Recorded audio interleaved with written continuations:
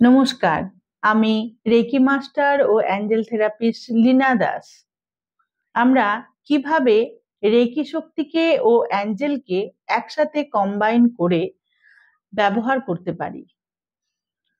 প্রথমে আমরা reiki call করে নেব।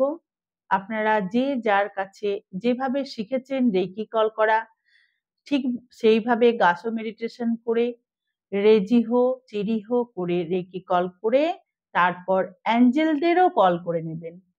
তারও বিশেষ পদ্ধতি আছে, মন্ত্র আছে, সেই মন্ত্র উচ্চারণ করে অ্যাঞ্জেলদের ডেকে নেবেন।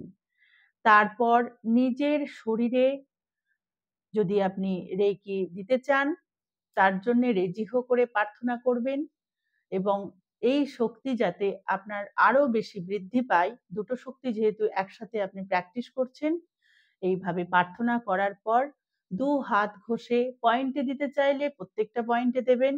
আর যদি অন্যকে আপনি হিলিং করেন তাহলে বিমিং পজিশনে আপনি হিলিং সেট করবেন। আর এই হিলিং করার আগে প্রথমে নিজের অরাকে লক করে নেবেন, আর হিলিং করা হয়ে গেলে নিজের অরাকে ক্লিন করে নেবেন।